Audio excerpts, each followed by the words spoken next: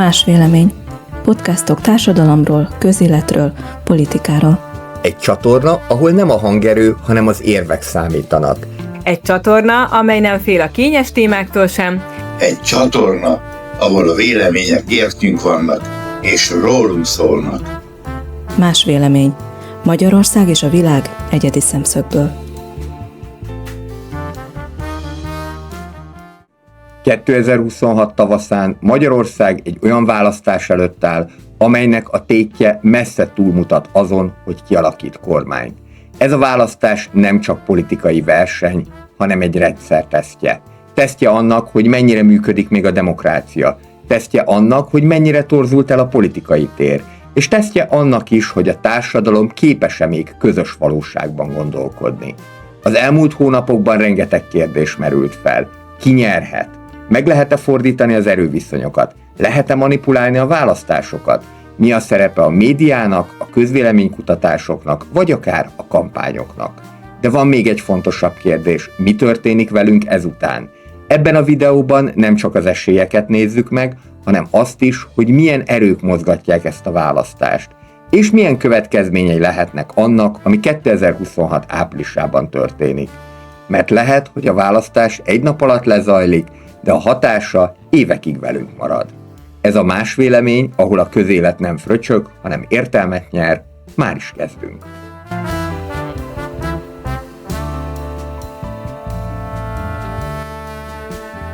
Ki a választás esélyese? A 2026-os parlamenti választásoknak alapvetően a Tisza párt, vagyis az Egyesített Ellenzék a jelenlegi esélyese. Nem csak azért, mert tartósan vezet a legtöbb közvéleménykutatónál, hanem azért is, mert a szavazóikat elkötelezettebbnek mérik a fideszes szavazóknál.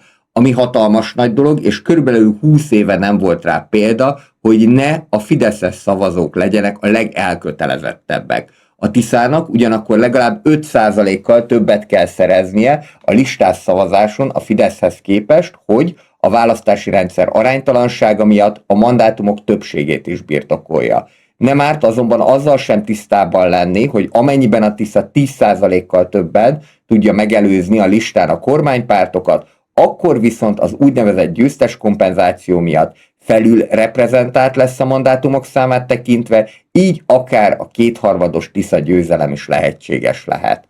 A Fidesz ugyanis 2012-ben megváltoztatta a választási törvényt, így a 2014-es választásoktól kezdve már új szabályok szerint szavazunk. Ez elsőre furcsán hangzik, mert a legtöbb országban a kompenzáció a veszteseknek jár, nem a győzteseknek. Magyarországon viszont a győztes is kap kompenzációt. A Fidesz tehát a korábbi vesztes kompenzációt, amely az adott választókerületben második helyezetet kárpótolta azzal, hogy az úgynevezett töredékszavazatokat vihette tovább a pártlistára, kiegészítette a győztes kompenzációval. Vagyis, ami 2014 előtt az aki veszít, nem veszít olyan sokat, elv érvényesült, ez immár harmadik választás óta az aki nyer, az nagyot nyer elvvel egészült ki. Ami röviden azt jelentheti, ha egy párt listán 50% fölé kerül, akkor könnyen szerezhet kétharmados többséget is. Ha tehát a Tisza nagyon megveri a listán a Fideszt, akkor ez csúnyán visszaüthet a jelenlegi kormánypártoknak. Megjegyezve, hogy a Fidesz a régi rendszerben is meg tudta szerezni 2010-ben ezt a kétharmadot, amikor listán 52,7%-ot ért el. Akkor azonban a második helyezett MSZP összesen csak 19%-ot tudott összeszedni, így az erősen fragmentált politikai játéktér miatt sikerült a Fidesznek behúznia a kétharmados győzelmet. A választásnak jelenleg ugyanakkor egyértelműen a Tisza az esélyese, hiszen már több hónapja jelentősen vezetnek a különböző kutatásokban, amit itt tendenciának lehet nevezni, valamint az egyéb mérések is azt igazolják, hogy olyan kérdésekben, mint Szőlő utca, Gödi botrány, és így tovább, a választók többsége nem a Fidesszel ért egyet. Mindez jelentheti azt is, hogy a Fidesznek fogyott a támogatása. A 2022-es 3.060.000 szavazathoz képest mindenképpen, de nem elképzelhetetlen, hogy ennél akár több százezer vokszal kevesebbet fognak kapni. A kampány ugyanis az eddigiekben nem alakult jól a Fidesz számára, gyakorlatilag 2006-hoz hasonlóan sok minden a fideszes hibákról szólt, a hátralevő kevesebb, mint egy hónap, pedig már kevés lehet ahhoz, hogy trendfordulatot érjenek el. Mindazonáltal van még pár dolog, ami megfordíthatja az állást, ezeket most kizárólag hipotetikus úton vizsgálom. Ilyen lehet a választásokig egy tényleges világháború kitörése, de ezzel a kérdéssel majd még ebben a tartalomban, a későbbiekben részletesebben fogok foglalkozni. Ha valamelyik politikust az országjárása közben nagyobb mértékű atrocitás éri, vagy ha egy valódi miniszterelnöki vitában egyértelmű győztest tudnánk hirdetni. Az elsőt kivéve szerintem a többi nem teljesen esélytelen, bár egy esetleges Orbán elleni atrocitást figyelembe véve, hogy a héten is minden az orosz dezinformációról szólt, könnyen lehet, hogy a választók már megrendezett jelenetnek gondolnának. A miniszterelnöki vitában pedig Magyar Péter valószínűleg ugyanúgy le tudná mosni Orbánt, mint ahogyan az Gyurcsány Ferenc tette 2006-ban, lévén, hogy én a habitusokat is hasonlónak gondolom, így a Fidesz számára ez inkább jelentene kockázatot.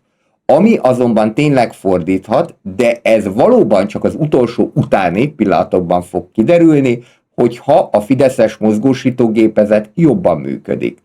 Ami nem esélytelen, tekintve, hogy a Kubatov listák által ebben a kormányoldalnak már bőségesen van tapasztalata. A másik oldalon pedig egy teljesen friss erő fog a parlamentbe kerülni, ahol ilyen mozgósító tapasztalat ugyan még nincsen, ám szemmel láthatóan annál nagyobb a lelkesedés, hogy a Fidesz 16 éves hegemóniáját sikerüljön megtörni. Mennyire érdemes komolyan venni a közvéleménykutatásokat? Kétségtelen, hogy a közvéleménykutató szakma rengeteget kopott az elmúlt években, nem csak Magyarországon, hanem a világban is. Ennek több oka van. Az egyik az, hogy a társadalom egyre nehezebben mérhető. Az emberek egyre kisebb arányban válaszolnak a kutatásokra, sokan egyszerűen leteszik a telefont, mások pedig tudatosan nem mondanak őszinte véleményt. A hagyományos mintavételi módszerek így egyre kevésbé képesek pontosan leképezni a teljes választói társadalmat. A másik probléma a politikai polarizáció. Egyre több kutatóintézetet sorolnak valamelyik politikai oldalhoz, ami erősen rontja a hitelességüket a közvélemény szemében.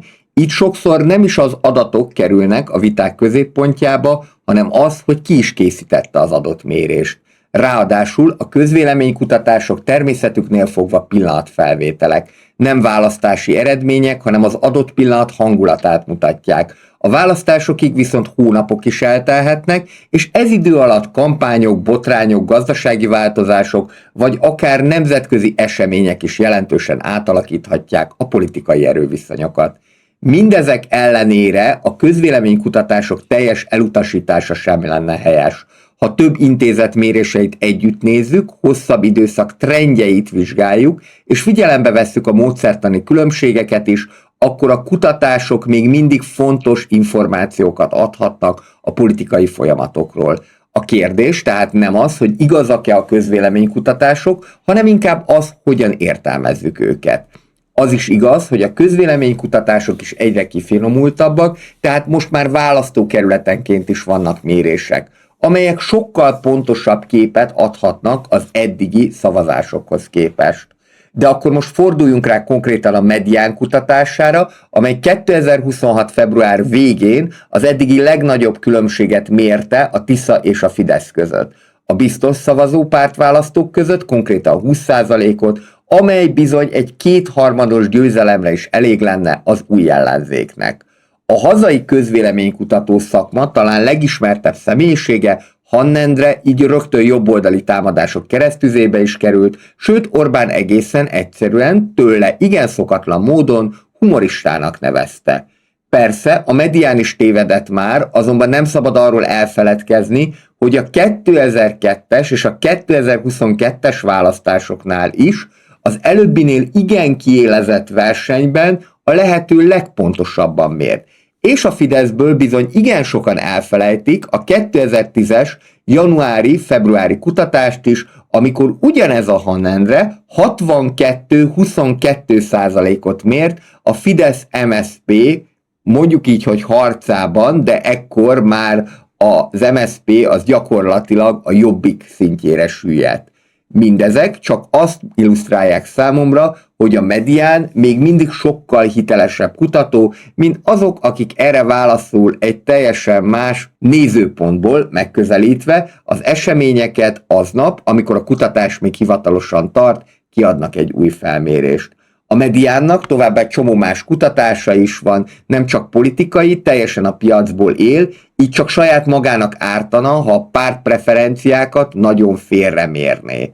Valószínűsítem tehát, hogy ezek a kutatások igazak, bár az elképzelhető, mint ahogyan 2024-es EP választás előtt is megtörtént, hogy a Fideszt felülmérte, hogy most valamelyest a Tiszát méri felül. De azt nem árt elfelejteni, hogy egyelőre a Tiszával szemben létezik egyfajta felhajtó erő, a valódi különbség akár ennyi vagy ennél nagyobb is lehet. Persze a területi eloszlás ebben az esetben sem mindegy, hiszen a magyar választási rendszer felül reprezentálja az egyéni mandátumokat, így a 2026-os választás egyik nagy kérdése az lehet, hogy vajon repedezik-e, vagy már meg is tört a Fidesz 20 éve tartó vidéki hegemóniája, különösen a kistelepülések szempontjából. Mi a két párt legfőbb politikai üzenete?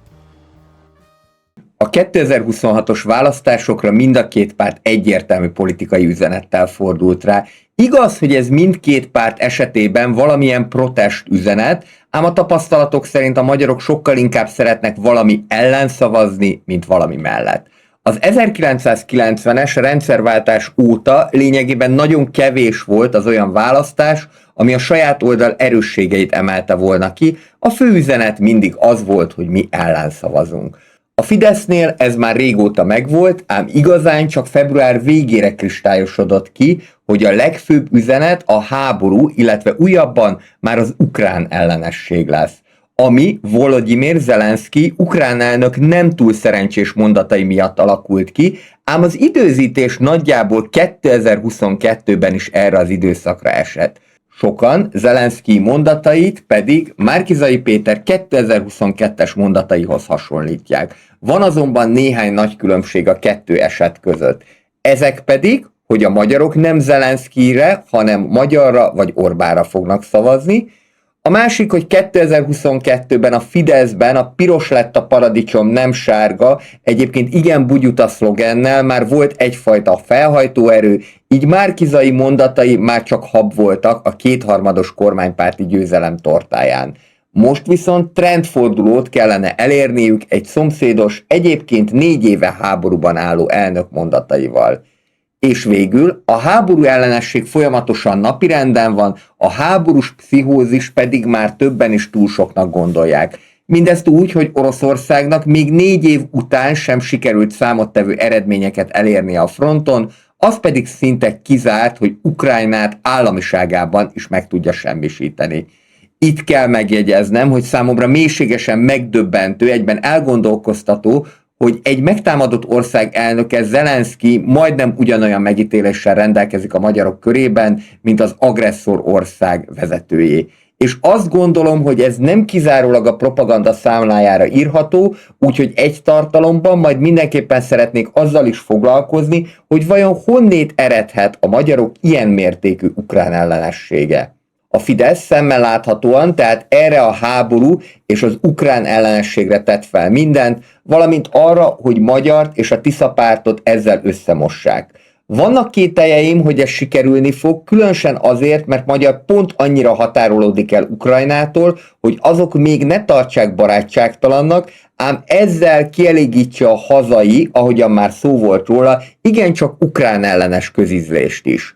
Ugyanakkor itt mindenképpen érdemes Zelenszkijjel is foglalkozni, akit még ellenzéki oldalról is elküldtek melegebb éghajlatra, hogy hogyan is képzeli, hogy beleszólva a magyar választásba szellemi muníciót ad Orbánéknak. Szerintem pedig megint elkövetjük azt a hibát, hogy mint már oly sokszor túlságosan fontosnak gondoljuk magunkat. adott egy tőlünk keletre található, 5-ször nagyobb területű ország, amely Európa egyik legerősebb hadseregével rendelkezik, és amely magát Európa védőbástyájának tartja az oroszok ellen, akinek nagyon szüksége lenne még pénzre a védekezéshez, és ezt egy nála jóval kisebb ország már sokat szóra próbálja gátolni. Nyilván fontos Zelenszkijnek, hogy adott esetben egy vele barátságosabb politikus kerüljön a nála jóval kisebb ország élére, ám az még fontosabb, hogy a védekezéshez szükséges pénzt megkapja. Plusz itt egy olyan emberről van szó, mármint Zelenszkijről, aki finoman szólva sem diplomáciai berkekből érkezett. Vannak tehát meggondolatlan kijelentései, amelyek azonban sokkal inkább az ukránoknak szólnak, mintsem azzal a céllal tenné, hogy beleszóljon a magyar választásokba. Mindez pedig veszélyesebb lehet a Fidesz számára, mintsem azt gondolnánk. Szerintem, ha Orbán nem cseréli le a régi kampánycsapatát, akkor ők a Tisza adóval kampányoltak volna, amelyet a Fidesz oldalán található brutális erőforrás különbség miatt sikeresebben tudtak volna átvinni. Ez ugyanis a Tiszát csak egy ígérgetési versenybe sodorta volna, amely aztán még egy a Fidesz számára vesztes választás után is könnyen a Tisza ellen lehetett volna fordítani. Ami azonban most alakult ki, az a Fidesz számára igen veszélyes helyzet, hogy tudniillik valódi ellenfél helyett egy másik ellenfelet jelöltek ki, vagyis a Tisza párt helyett az ukránokat. Ismerős ez a helyzet valahonnét? Persze, hogy ismerős 2010-ből, amikor az MSZP már egy éve folyamatosan a Fidesz helyett a Jobbikkal és a szélső jobboldali veszéllyel foglalkozott. Meg is lett az eredménye, 20% alá sikerült beküzdeniük magukat 2010-ben. Nem jó ötletnek tartom tehát, hogy a Fideszben is beindult ez a fajta érzelmi politizálás, bár az is igaz, hogy azóta eltelt 16 év, de azt hiszem, talán az emberek még nem változtak meg annyira, hogy örüljenek annak, ha egy párt nem a lényegi, jelen esetben a megélhetési kérdésekkel foglalkozik. Térjünk át most a Tisza oldalára. A Tiszának a fő üzenete a most vagy soha, ahol a soha szót rögtön át is húzták, így nyomatékosítva, hogy feltétlenül győzelemre készülnek.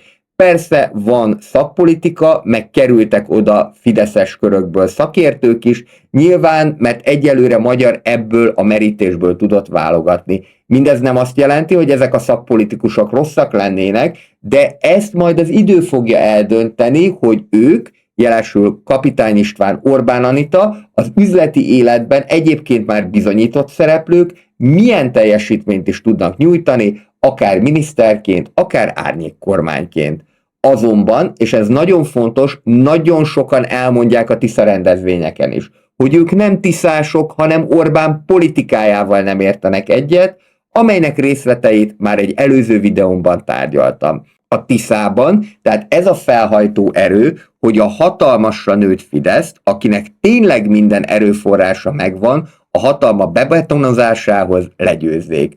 Még ha nem is ez a fő üzenetük, ám a választók így dekódolják, hogy ma a Tisza lehet az egyetlen út a kormányváltáshoz. És lássuk be, a Fidesz az elmúlt 4 évben minden eddiginél több botrányba keveredett. A kegyelmi ügytől kezdve a gödi mérgezésekig, amíg ugyanis korábban maximum 2 botrány jutott egy egész kormányzati ciklusra, addig ezek száma 2022 után megszaporodott. Mindezek tetejében ott van, hogy az országban található közszolgáltatások egyre rosszabbul működnek, illetve a jellegzetes W-recesszió, amely bár külső adottság, ám tovább ássa alá az emberekben a kormány iránti bizalmat. És ami a legnagyobb hiba, szerintem, hogy a Fidesz mindenre agresszióval és fejbelövős AI videókkal reagál. Ha ugyanis a pártban még lennének fékek és ellensúlyok, akkor az újdonsült, meggondolatlan és hebrencs tiszásokkal szemben könnyen belehelyezkedhetnének a bölcs, megfontolt öreg pozícióban, amelyhez már valóban illeszkedhetne a biztos választás szlogen. Ehelyett inkább az AI kezdőszintű használatával, a parlamentből mecsetet akar csinálni a Tisza, valamint a vég nélküli ukránozással saját magukat sodorják kínos helyzetbe. Nem csoda tehát, hogy a Fidesz ellenesség ilyen jól tud működni ma az országban. Vannak jelei annak, hogy a Fidesz feszíteni fog? Bizony nagyon is vannak, sőt lehet, hogy a választók a legkevésbé sem fogják díjazni az állandó, ám kizárólag a hatalom megtartása érdekében működő háborús pszichózist. A Fidesz legnagyobb problémája, hogy egy általános pártellenes gyűlölet kezd kialakulni az országban, mindezt nagyon jól mutatják a városszerte leszaggatott és megrongált választási plakátok is, amelyek elsősorban a Fideszt érintik, mondjuk nekik is van kint messze a legtöbb plakátjuk. Azok a problémák, amelyek miatt a választók most egyre inkább Fidesz ellenesek lesznek, már korábban is megvoltak, ám a mostani parlamenti ciklusban jutottak jobban napvilágra. Ennek a jelenségnek pedig 3 szereplője van. Egyrészről az ellenzéki újságírók, akik gőzerővel azon dolgoznak, hogy a fideszes botrányokat, amelyekből egyébként a párt terjeszkedésével és a büntetlenül újra és újra megszerzett kétharmadokkal egyre több és több lett, feltárják. Jegyezzük meg, hogy nem is nagyon van más választásuk, hiszen a Fidesz egyfelől kialakította a saját véleménybuborékját, amely erősen alternatív valóságot tart a közönsége elé. Mindez a folyamat egyébként már 2000-es évek közepe óta tart, kezdődött azzal, amikor Orbán azt mondta egy tusnádfürdői megszólalásában, hogy a baloldal időközönként rárontott a nemzetére, majd folytatódott azzal, amikor szintén azt mondta 2006-os választás után, hogy a választók bekötött szemmel szavaztak, tehát relativizálta a választás eredményét. Másfelől, mivel Orbán poloska nagy takarítással fenyegette meg a független sajtót, ezért innentől kezdve azoknak elemi érdeke lett a Fidesz bukása, és akár a létük is múlhat ezen. Másrésztről szereplő maga Magyar Péter is, aki szisztematikusan építette fel, hogy az országban levő problémákra ráirányítsa az emberek figyelmét. Azok a dolgok ugyanis, hogy egészségügy, oktatás és így tovább, több 10 éves problémája a magyar társadalomnak, és ezeket csak átfogó reformokkal lehetne megoldani, amelyek kisebb vagy nagyobb anyagi áldozattal járhatnának a lakosságnak.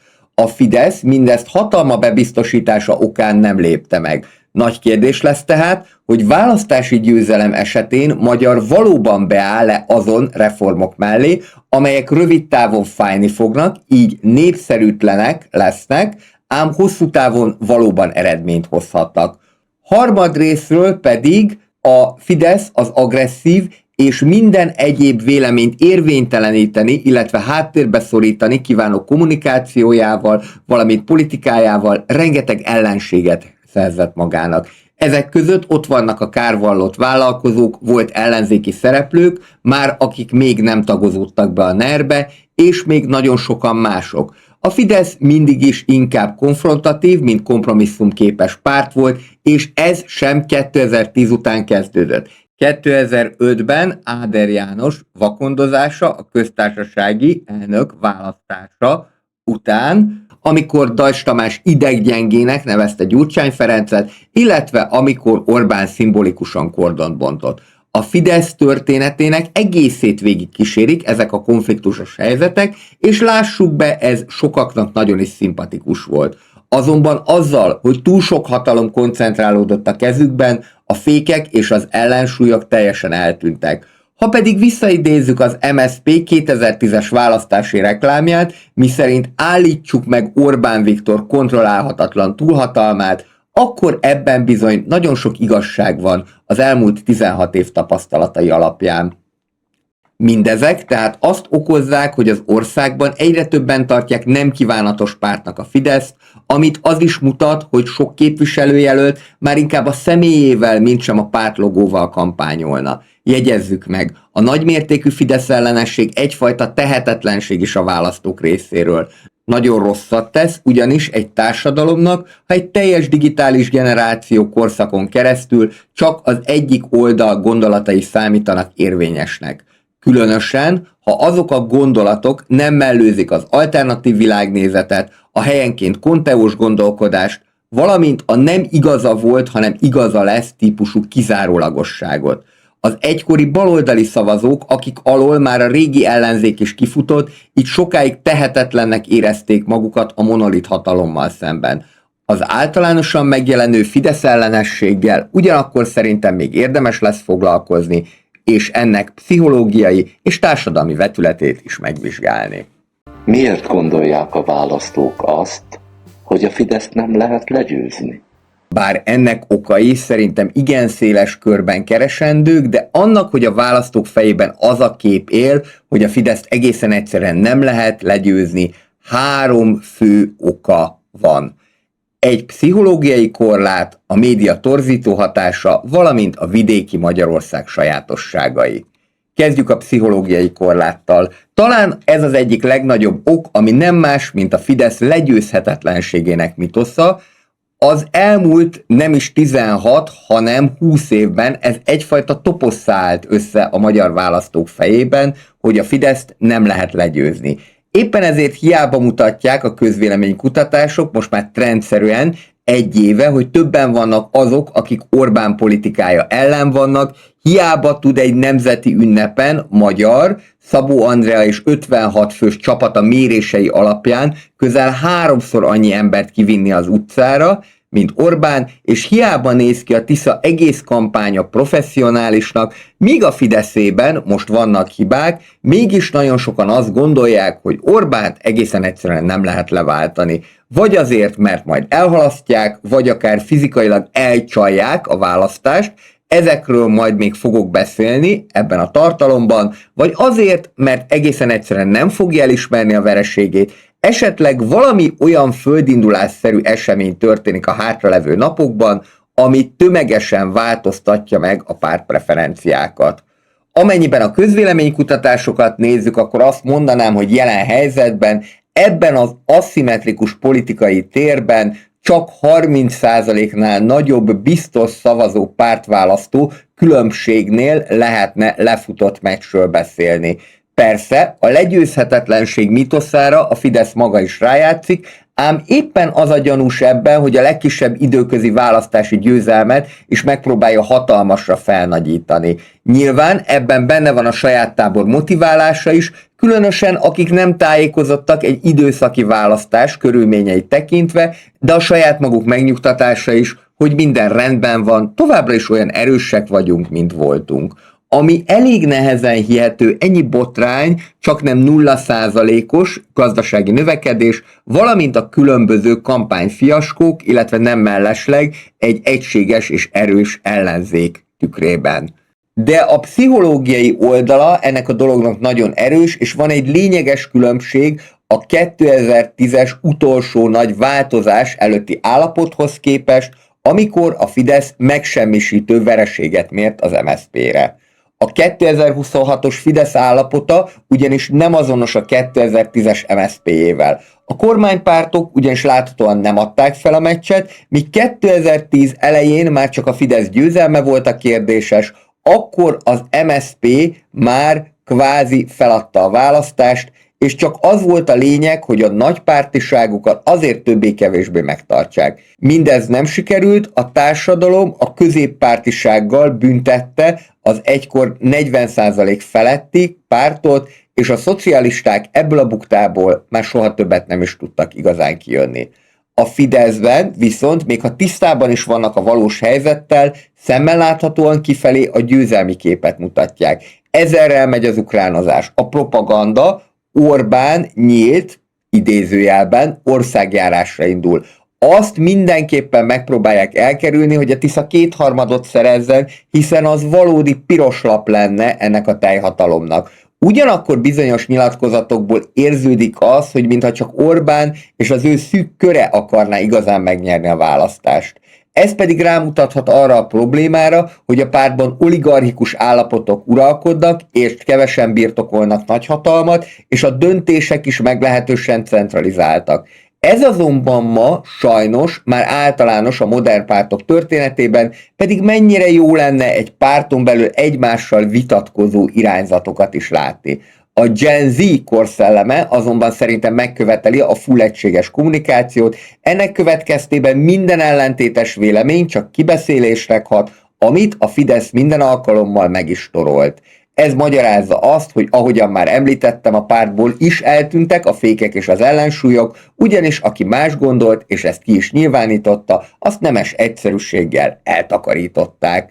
Mindez a jelenség egyébként hosszú távon a Tiszát is fenyegeti, különösen, hogy ott még inkább egyetlen egy személyből nőtt ki a párt. Ezzel azonban már nem lehet mit csinálni, ám személyes véleményem, hogy a minden oldalon megjelenő egyhangú üzenetek hozzájárulnak a politikai kultúra kiüresedéséhez, valamint ahhoz is, hogy a választók az egyre profánabb üzeneteket igényeljék.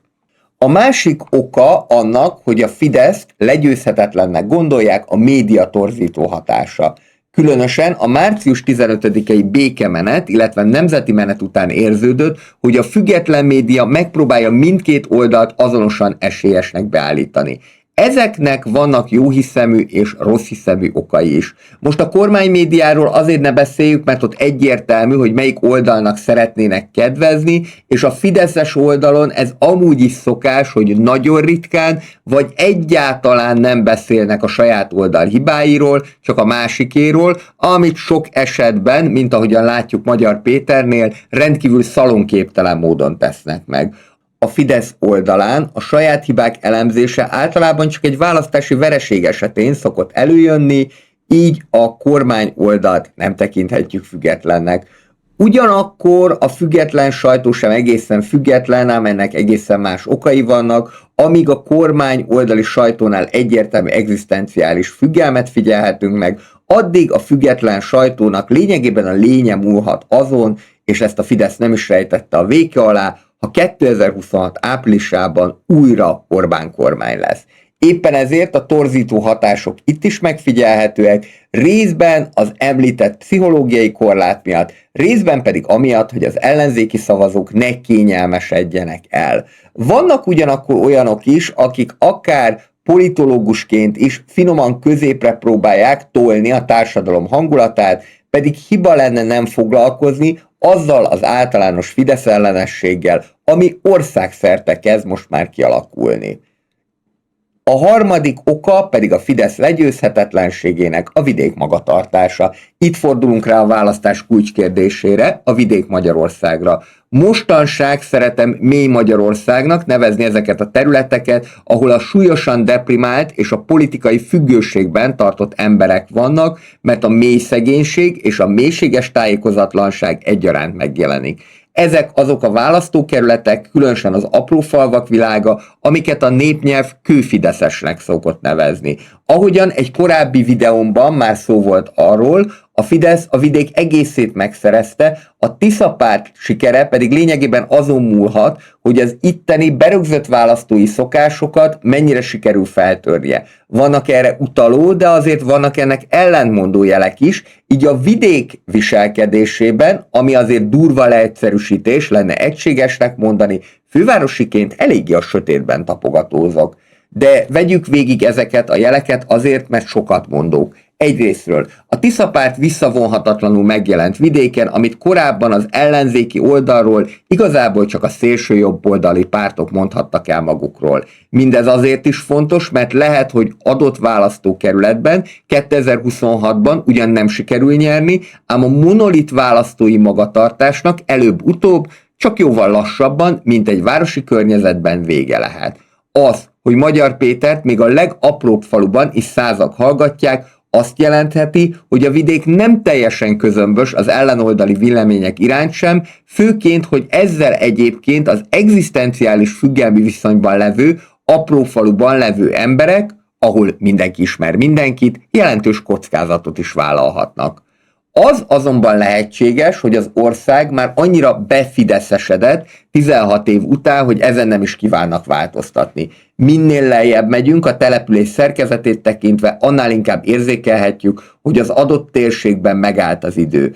A régi ellenzék egyik visszatérő rémálma, hogy amíg a főváros támogatását lényegében teljes mértékben élvezték, addig az ország egészen narancsszínbe borult. Jegyezzük meg azonban, hogy nem is nagyon tettek semmit azért, hogy a Fidesz felé húzó vidéket átállítsák, vagy ha voltak is erre próbálkozások, olyan témákat hoztak elő, ami egyáltalán nem volt releváns a vidékiek számára. Magyar már negyedszerre járja végig az országot, és ezek a megszólalások arányaiban egyre nagyobb tömeget vonzanak a kistérségek világában is. az mindenképpen sokat mondó, hogy Orbán legutóbb Miskolcon levő az ő beszéde iránt érdeklődő tömeget, és nálánál a 15-ször kisebb lélekszámmal rendelkező, egyébként masszívan fideszes Csornán megjelent, a magyar beszéd iránt érdeklődő tömeget hasonlította össze. Mindez azt mutatja, hogy a Fideszben április 12-e estéig nem is várható összeomlás, és talán még akkor sem, hogyha a Tisza csak enyhe, 100-110 mandátumos fölénnyel tud nyerni a választásokon. A valóság alapvetően az, hogy a Tisza már eleve jobban fordult rá erre a kampányra, hiszen előnyben volt már tartósan a közvéleménykutatásoknál, és eddig jóval kevesebbet hibázott, mint a Fidesz, csak úgy, mint amikor MSZP-Fidesz felállás volt 2006-ban. Mindezek tankönyvi szempontból egy erőteljesebb Fidesz bukást vezethetnek elő, azonban a 2022-es 3.060.000 Fidesz szavazóból lenne is hová lebukni. Ráadásul egy olyan társadalomban, ahol a propaganda hatása nagyon is jelen van, könnyen borulhat ez a papírforma. Mindazonáltal a közvéleménykutatói mérések is igyekeznek egyre pontosabbak lenni.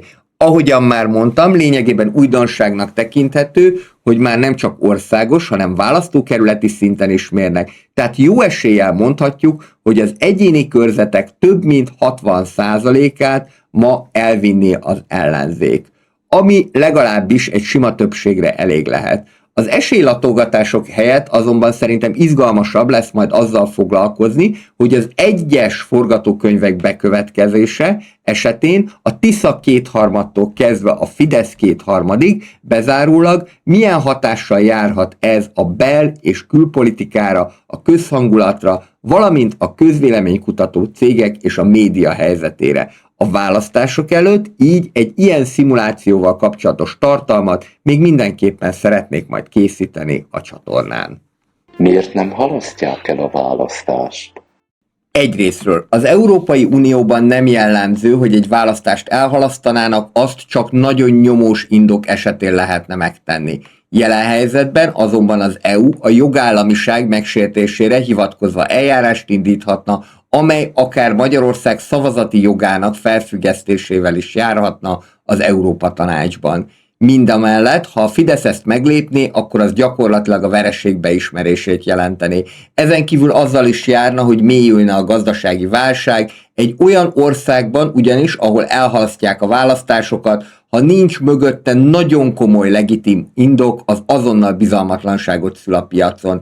Ez pedig nem politikai kérdés, hanem gazdasági reflex.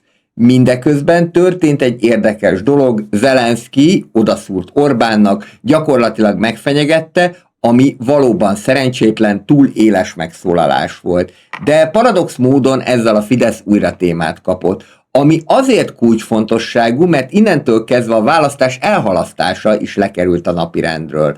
A Zelenszky féle fenyegetés hetének elején ugyanis még volt egy ilyen megszólalása Orbánnak, hogy nem szeretne úgy választásba menni, hogy közben az országban káosz bontakozik ki, ami simán lehetett egy ilyen akciónak az előkészítése is. Aztán jött Zelenszky, aki elsősorban, mint ahogyan már mondtam, hazabeszélt, de ezzel újra témát kapott a kormánypárt.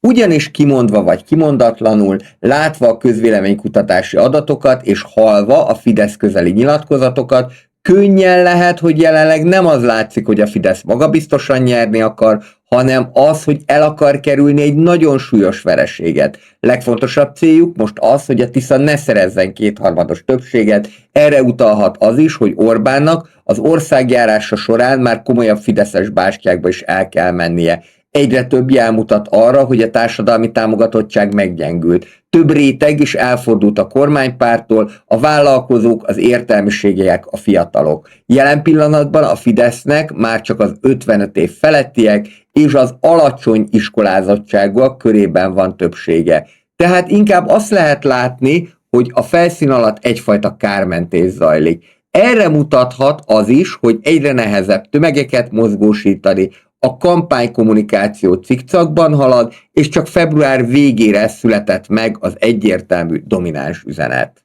Ahogyan pedig már mondtam, ugyanazt a mintát látjuk, nem a Tisza a fő célpont, hanem az ukránok. Kétségtelen, hogy ez létező probléma Magyarországon. Kérdés ugyanakkor, hogy valóban ez a téma, ami a választók többségét leginkább érdekli, mert ha nem, akkor ez stratégiai zsákutca. A Fidesz pedig nem elsőként menne be ilyen zsákutcába, hiszen 2006-ban a rosszabbul élünk, mint 4 éve kampány is fiaskónak bizonyult. A Tisza adóvonal emlegetése már háttérbe szorult, így jutottunk el oda, hogy ez a kampány már harmadízben a háborús fenyegetettségére épül. Mindez jelezheti, hogy a Fidesznek a célja jelenleg már nem a bizonytalan, azaz a párt nélküli szavazók meggyőzése, hanem a saját tábor egyben tartása. Összefoglalva, jelenleg azt mondanám, hogy a választások elhalasztásának esélye gyakorlatilag 1-2% lehet. És minél közelebb kerülünk április 12-éhez, ez annál nagyobb politikai és gazdasági kockázat lenne. A magyar társadalom pedig a választásokhoz közeledve minél inkább felajzott állapotba fog kerülni. Amit már most is lehet látni, nagyon érzékelték a választók a voksolás tétjét, és gyakorlatilag mindenki, még az egyébként apolitikus szereplők is arról kezdenek beszélni a hétköznapokban, hogyan is alakulhat Magyarország sorsa 2026 után. Egy elhalasztott választással ennyire a finisben így csak tovább növelnék a különböző társadalmi csoportokban meglevő indulatokat, amely jó eséllyel annak elindítóján a kormánypártokon csapódna le. De komolyan, most nem lesz háború az országban? Alapvetően ennek a realitása már 2022-ben is csak 2-3% körül volt. Azóta még tovább csökkent, még akkor is, amikor a legkeményebb üzengetések mentek az oroszok részéről, a hidegháború legrosszabb éveit is alulmúlva ezzel, a nukleáris fenyegetés tekintetében még akkor is nagyon figyeltek rá a felek, hogy ez a konfliktus Ukrajna területén belül maradjon. Aztán, amikor a kínaiak odaszóltak Oroszországnak, ha bármilyen nukleáris fegyvert ténylegesen bevetnek, akkor vége a barátságuknak, onnantól kezdve ez a fenyegetés is megszűnt. Kétségtelen, hogy azok részéről, akik félnek a háborútól, nem lehet könnyű azt elfogadni, hogy a szomszédunkban háború tombol, ráadásul Magyarország egyedülálló módon 30 év alatt már másodjára él meg egy ilyen helyzetet, gondoljunk csak a délszláv háborúra. Ugyanakkor az újabb háborút jelenállás szerint csak az oroszok kezdhetnék, Ukrajnának megvan a saját maga problémája, tehát nem fog Magyarországra támadni, hiszen ez a nyugati szövetségesek támogatásának végét jelenteni. Mindez tehát nem egyéb, mint érzelmi alapon történő politizálás.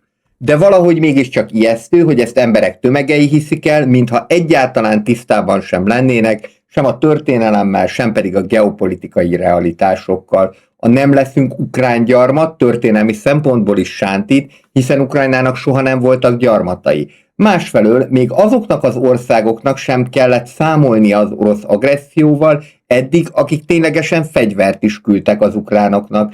Egészen egyszerűen azért, mert Oroszországnak ehhez jelen pillanatban nincs elég ereje. Ma ott tartunk, hogy az Ukrajna elleni háború több mint 4 éve folyik, tehát hosszabb ideje, mint a második világháború.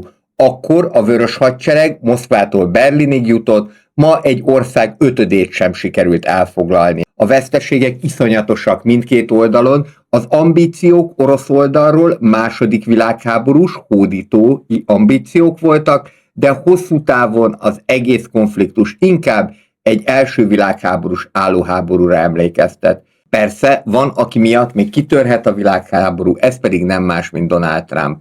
Aki ma már tökéletesen beszámíthatatlan, össze-vissza vagdalkozik, és gyakorlatilag minden egyes lépésével csak egyre nagyobb bajt csinál szerte a világon. Ugyanakkor csak a félidős választásokig, tehát 2026 novemberéig kell kihúznia a világnak. Ma 56% utasítja el azt a szemét, akinél tulajdonképpen szégyen, hogy az Egyesült Államok elnökének mondhatja magát. Egészen egyszerűen azért, mert tevékenységével rengeteget árt nem csak Amerika megítélésének, hanem az egész világnak is. Mivel azonban az Egyesült Államok még mindig demokrácia, ezért könnyen elképzelhető, hogy 2026 év végén komolyan megnyírmálják Trump hatalmát, aminek következménye könnyen akár az elnök ellen indított impeachment eljárás is lehet. Elcsalhatják a választást? A következő kérdés szinte minden választás előtt toposzként szokott előkerülni, lehetséges-e az, hogy elcsalják a választást? Először is fontos különbséget tenni közvetett és közvetlen beavatkozás között. A közvetett beavatkozás nem magát a szavazást érinti, hanem azt a társadalmi és média környezetet, amelyben voksolni fogunk. Ide tartozik például a médiaviszonyok torzulása, az erőforrások egyenlőtlen elosztása, a közhangulat alakítására alkalmas hamis zászlós hadműveletek, amelyet hazánkban ezek szerint szó szerint kell érteni, vagy akár a választókerületek, a kormánypártoknak kedvező átrajzolása, az úgynevezett gerrymandering. Jegyezzük meg, hogy ezen taktikák egy részét, például a gerrymanderinget is eltérő mértékben, de más országokban, így például az Egyesült Államokban is alkalmazzák. A hamizászlós hadművelet már meredekebb kategória, de ez kétélű lehet, különösen, hogy a társadalom ezeket az ipari létesítmények közelében történt robbantásoktól kezdve a politikusok által elkövetett álmerényletekig már előre beáraszta. Szintén érdemes megjegyezni, hogy eddig, vagyis 2026. március 22-éig a nagyon durva diktatúrákban alkalmazott megfélemlítési eszközök nem jelentek meg. A Fidesz általi kísérletek, mint a szó szerint hamis ukránzászlós hadműveletek, illetve az aranyszállító konvoj lekapcsolása pedig úgy tűnik szintén kétélűnek bizonyultak. Ebből következően talán bízhatunk benne, hogy ennél durvább hangulat alakító intézkedésekre, például robbantásokra már nem kell számolni, és Magyarország a választásokig is megmaradhat. Ebből következően bízhatunk benne, hogy az ezeknél durvább hangulat alakító műveletekkel, például robbantásokkal talán már nem kell számolni, és Magyarország a választásokig is megmaradhat ebben az igen impulzív, de nem közvetlenül destruktív állapotban. Térjünk rá a kérdés másik felére, a közvetlen beavatkozásokra. Lényegében a közvetlen beavatkozás egyenértékű a választási csalással a jövőben, tehát így fogok erre utalni. Szerencsére az első és legnagyobb visszatérő félelmet hamar el tudjuk oszlatni. A voksolás elcsalásával kapcsolatos szintén visszatérő toposz, hogy nem biztos, hogy a választási adatbázisban a tényleges szavazat jelenik meg. Erre példaként szokták hozni 2014-et, amikor a szavazás napján állt le a választási szoftver, majd egyszerre hirtelen megjelent, hogy mindenhol a Fidesz nyert, amely ténylegesen adhatott alkalmat bizonyos kérdések felvetésére. Csak hogy az a helyzet, hogy a magyar választás teljes egészében papíralapú, ezért minden szavazókörben, minden választókerületben pontosan tudják, hogy kire hány szavazatot adtak le. Miután pedig ezeket a papíralapú szavazatokat rögzítik be, ezért ilyen értelemben a csalás lehetősége kizárt.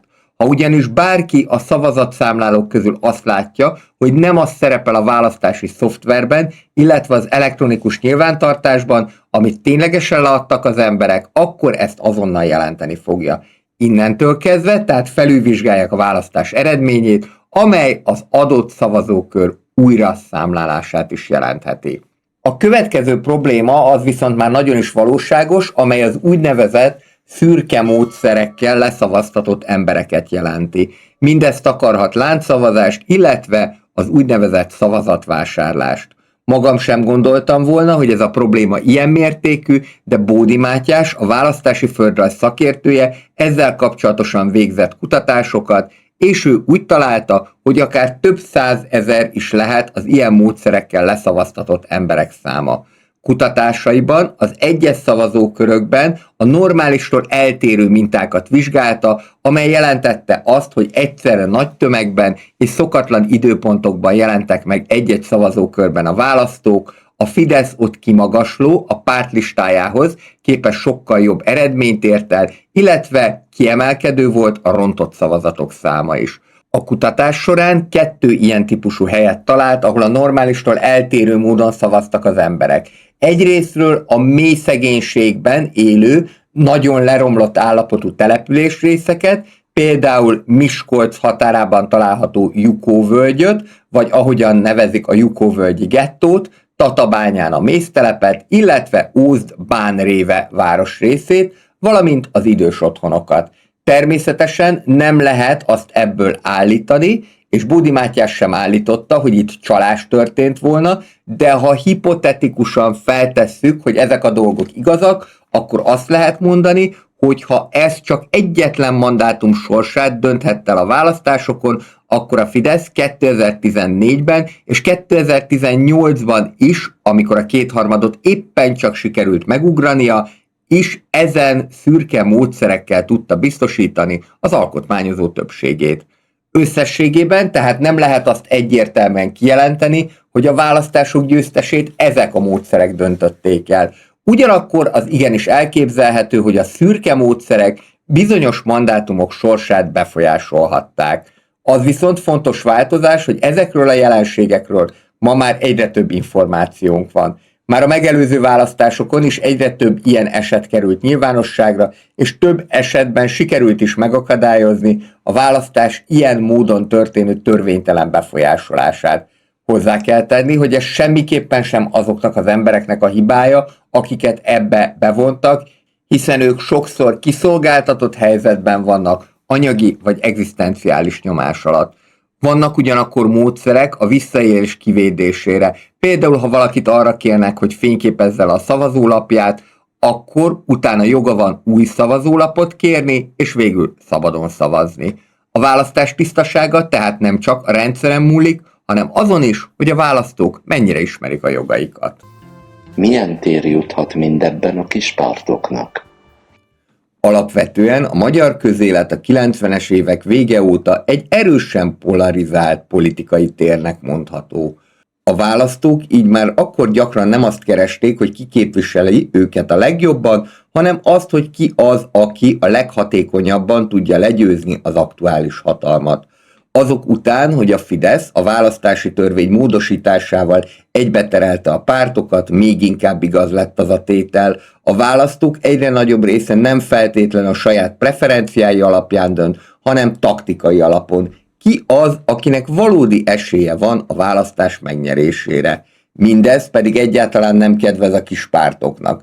Miközben ugyanis ők is lényegében a kormányváltásért fáradoznának, fokozódó társadalmi nyomás van ebben az Orbánnal vagy anélkül végletekig polarizált térben, hogy ne induljanak el, mert csak szavazatot vesznek el. Hihetetlen egyébként, hogy a kispártok társadalmi megítélése odáig jutott el 2026-ban, hogy a rendszeresen kifejezetten radikális üzeneteket megfogalmazó, könyvdaráló szélső jobboldalnak Jobb Magyarországon a megítélése, mint az egyetlen induló valóban baloldali DK-nak, illetve a viccpártként számon tartott kutyapártnak.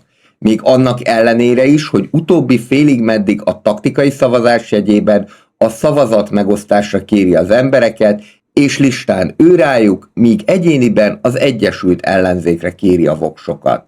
Szemmel láthatóan ez a politikai gesztus sem hagyja meg a magyar választókat. Ma egy iszonyatosan dühös ellenzékkel áll szemben a Fidesz, amely minden eddiginél jobban akarja leváltani e teljhatalmat. Persze ezen nincs mit csodálkozni, hiszen 16 tágabb értelemben 20 éve lényegében kizárólag a fideszes elképzelések érvényesülnek az országban, ami azt jelenti sok ember számára, hogy tulajdonképpen nincs is képviselete, vagy ez csak minimális mértékben van jelen. Ez a rendkívül impulzív és dühös állapot, amely a 2010 előtti baloldali szavazókra nem igazán volt jellemző, azt eredményezi, hogy bárki, aki a kormányváltást az önálló indulásával akadályozza, könnyen párja lehet az ellenzéki választók szemében. Jegyezzük meg, hogy a korábbi választásokon valóban volt olyan eset, amikor éppen az a 2-3%, amit az adott kispárt elért, akár a mandátum sorsát is a Fidesz irányában dönthette el. De közben van egy másik folyamat is. Ma ennek az egységes ellenzéki dühnek a megjelenése. A Tisza párt, amelynek előretörése teljesen átrendezte a politikai teret. Petőfi Sándornak pont a Tiszával kapcsolatos sorai különösen érvényesek a pártra és az egész politikai helyzetre is. mint őrült, aki letépte láncát, vágtatott a Tisza a Rónán át. És a Tisza most pontosan ezt csinálja. Zúgva-búgva töri át a gátat, elnyelvén a kispártok szavazóit. Na, és hát mondanom sem kell, hogy a víz, mint a pusztítás és a tisztítás szimbóluma, és milyen szépen jelenik meg ebben a képben. És politikailag most éppen ez történik. Ilyen nyomás alatt pedig könnyebb is hibázni a kispártoknak, illetve lehet, hogy mindezt enélkül is megtennék. Mind a DK, mind pedig a Kutyapárt hatalmas stratégiai hibákat követel. Előbbi esetében a meghasonlás és a kétségbeesés szimbóluma a jobbikos Jakab Péter leigazolása, míg utóbbinál a teljes felkészületlenség jelei láthatók. Mindez pedig azt jelenti, hogy nem csak a polarizáltság, hanem saját hibájuk okán is ki fogják magukat írni a nagypolitikából. És mi van azokkal, akik most nem indulnak? Nos, a magam részéről egyáltalán nem lennék abban biztos, hogy ezek a pártok, például Momentum vagy az MSZP egyáltalán 4 év múlva még létezni fognak. Az 1% elérésének hiányában az állami támogatástól való elesés lényegében ezeknek a pártoknak a halálát fogja jelenteni. Abból következően, ahogyan a Tisza egyébként elég egyértelműen igyekezett letolni ezeket a szereplőket a pályáról, kiszolgálva ezzel az ellenzéki közízlést, nem gondolom, hogy a már kifutott szereplők bármiféle kompenzációra számíthatnának. Jelenleg ennek legékesebb példája a Momentum Magyarországért mozgalom, amely hasznos idiótaként viselkedik azzal, hogy a Tiszának kampányol. Természetesen el lehet azt is hinni, hogy számukra Orbán megbuktatása most fontosabb, mint a saját politikai létük, ugyanakkor kínos meglepetés lehet a választás után számukra, ha kiderül, ezen önfeláldozásuk egyéni és egzisztenciális szempontból mit sem ért. Ami pedig még fontosabb, amennyiben a társadalom nem billen meg ténylegesen a Tisza felé, és nem szerez 2/3 a párt, akkor további 4 éven keresztül nem lesz lehetősége átalakítani a választási rendszert. Következésképpen marad a győztes kompenzáció, az aki nyer, az nagyot nyer elv, és mindez azt jelenti, hogy a jövőben a kispártoknak még kevesebb esélyük lesz a felemelkedésre. Jegyezzük meg, hogy egyebekben az indokolatlanul békén hagyott és kvázi biztos parlamenti pártként definiált Mi Hazánk sem érezheti magát teljes biztonságban. Különösen azért nem, mert bizonyos fideszes nyilatkozatok, például Orbán Balázsé már finoman elkezdtek abba az irányba menni, hogy leszalámizzák a szavazóikat. Nem is beszélve arról, hogy kiemelkedően magas, 75% feletti választási részvételnél nagyon nehéz lesz megugrani a parlamenti küszöböt. A tendencia és a személyes tapasztalataim is ugyanakkor azt mutatják, hogy nagyon sok egykori fideszes szavazó ma már a radikális szélsőjobbot erősíti. Így könnyen elképzelhető, hogy a Mi Hazánk megint bot lesz a küllők között, ám különösen a deprimált térségekben most éppen a Fideszt ütheti el a győzelemtől. És ez lehet az a pillanat, amikor a döntéshozók meg fogják bánni, hogy eltörölték a kétfordulós választást. Mi várható a választás után? Talán ez a legnehezebben megválaszolható, egyben hosszú távon a legfontosabb politikai és társadalmi kérdés. Milyen mentális állapotban lesz a magyar társadalom 2026. április 12-e után? Mert ez a kampány nem múlik el nyomtalanul. Az elmúlt hónapokban egy olyan intenzív, sokszor kifejezetten nyomasztó kommunikációs tér alakult ki, ami szinte mindenkit elért. Folyamatos üzenetek, érzelmi túlfűtöttség, sok esetben pedig félelemre építő kampányelemek. És közben azt is láttuk, hogy a politikai szereplők egyre inkább a végletekig feszítették a húrt. Ennek következménye az, hogy ma még az eddigieknél is jobban polarizált társadalomban élünk. Olyan társadalomban, ahol az emberek egy jelentős része nem csak mást gondol, hanem sokszor már nem is érti a másik oldalt. És itt jön a választás utáni legnagyobb kérdés. Mi történik, ha szoros, körülbelül 10 mandátum alatti különbséggel járó eredmény születik? Szerintem ez a legveszélyesebb forgatókönyv, hiszen ekkor mindkét oldal úgy érezheti, hogy neki volt igaza. mert ilyenkor nem indul el valódi önvizsgálat. Nem az történik, hogy a vesztes oldal elgondolkodik, hanem az, hogy tovább mélyülnek az árkok.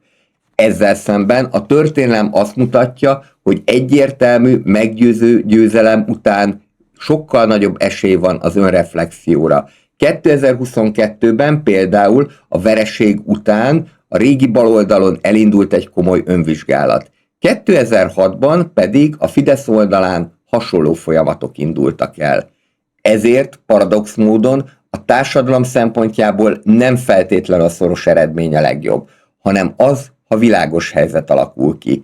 De még ennél is fontosabb egy másik tényező, az, hogy a győztes mit kezd majd a győzelmével. Mert bármelyik oldal nyer, hatalmas felelőssége lesz abban, hogy hogyan viszonyul a társadalom másik feléhez. Tud-e gesztusokat tenni?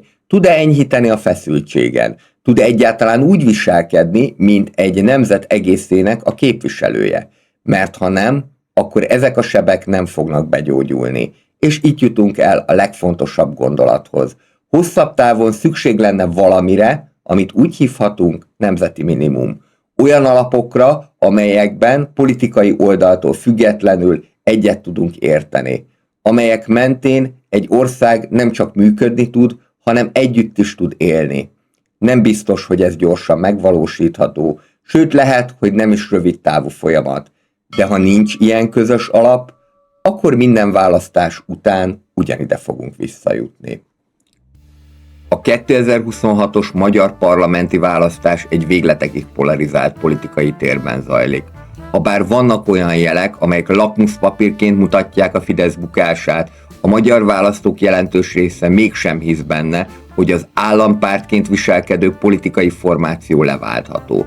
2026. április 12-én Magyarország így egy bejáratott, ám minden eddiginél több botránnyal és konfliktussal terhelt jártút, valamint egy olyan járatlan út között fog dönteni, amely teljesen átírhatja a közéleti viszonyokat. Ami azonban ennél még érdekesebb kérdés, hogy a választások után hogyan lehet majd a magyar társadalmat jellemző mély megosztottságot enyhíteni. A társadalom szempontjából pedig mindenképpen az a legjobb, ha egyértelmű eredmény születik, hiszen ekkor a felelősség és az önvizsgálat is egyaránt kötelessége lesz a győztes, illetve a vesztes pártoknak. Hosszú távon pedig ez nyithat utat egy egységesebb Magyarország felé.